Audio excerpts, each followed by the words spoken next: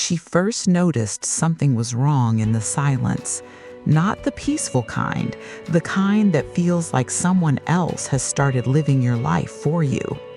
Marabel Rowan stood in her kitchen that morning, hands wrapped around a mug she never finished, staring at a house that suddenly felt managed. Not lived in, managed. Everything still looked familiar. The same cabinets, the same kettle, the same quiet morning light slipping through the blinds. But something inside her own life no longer answered to her. She didn't know it yet, but that morning she was already being erased in small, polite ways. Her phone had been buzzing for weeks with little decisions she never remembered making.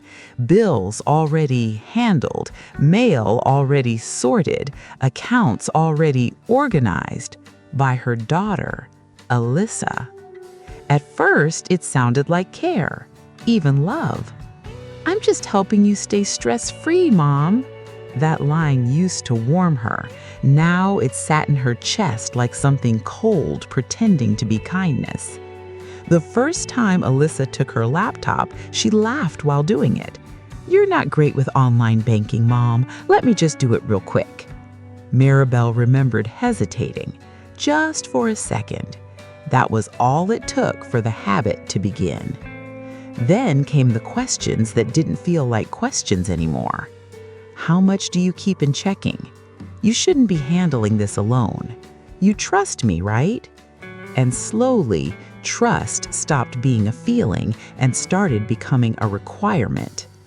By the time Marabel realized her debit card wasn't in her wallet anymore, Alyssa had already rewritten the rules of her life. "You keep misplacing things," her daughter said gently, sliding it across the table. Like forgetting was now part of her identity, and Marabel let it happen. Not because she agreed, but because arguing started to feel like proving she was difficult. That was the real trap. One morning, she asked for her bank statement. Alyssa didn't even look up. "I switched you to paperless. It's safer." "I didn't ask you to." A small pause, then a soft smile. "You would have forgotten to check it anyway, Mom." That was the moment something inside Marabel shifted, but didn't yet break. It just went quiet. The day she walked into the credit union, the world still looked normal outside. People drinking coffee, cars passing, life continuing like no one was being slowly replaced in their own story. The teller smiled when she saw her. "Morning, Marabel." That smile almost made her cry because it remembered her, not as someone confused, not as someone managed, but as herself. "I need a new account," she said. The words felt like stepping off a ledge she had been standing on for months. "In my name only." The teller paused, just long enough for the weight of that sentence to settle. "All right," she said quietly. "Let's take care of you." When Marabel signed the final paper, her hand shook, but she didn't stop. And when she transferred everything she had built over decades into an account no one else could touch, something inside her finally exhaled. Not relief, not joy, something older, survival. She didn't know Alyssa had been watching closely. She only knew that for the first time in a long time, no one else had access to her life. By the time she reached home, the first call had already come, then the second, then the third. She didn't answer until the fourth. "Aren't you going to explain what you did?" Alyssa's voice snapped through the phone. "I moved my money," Marabel said calmly. A pause, then anger. "That affects me." That was the moment everything became clear. Not the accusation, the assumption. That her life had always included someone else's permission.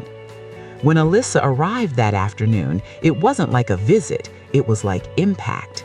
The car door slammed too hard, the steps too fast, the voice already raised before the door even opened.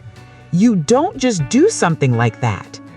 Marabel stood in the doorway without moving. For the first time, she didn't step aside. "You embarrassed me," Alyssa said. "I fixed things for you." "No," Marabel replied softly. "You decided things for me." That sentence landed heavier than shouting ever could, because it couldn't be argued with noise, only truth. Alyssa laughed, but it cracked halfway. "You needed me." "I needed help," Marabel said. "You made yourself necessary." Silence, the kind that doesn't fill space, it exposes it. Alyssa's voice dropped. "You're making a mistake." Marabel didn't blink. "No, I'm correcting one." Something in Alyssa's expression changed then, not anger anymore. Something more unstable. Fear. Because for the first time, control wasn't working. "You're going to regret this," she said quietly. Marabel nodded once. "I already regret waiting."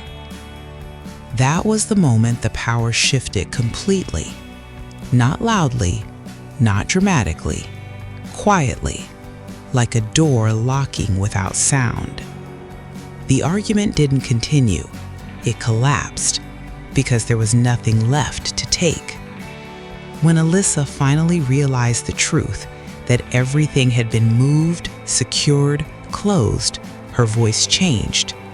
Smaller now. "Mom, I was counting on that." Marabel looked at her daughter for a long moment. Not with anger, not with revenge, with clarity. "I was counting on myself again."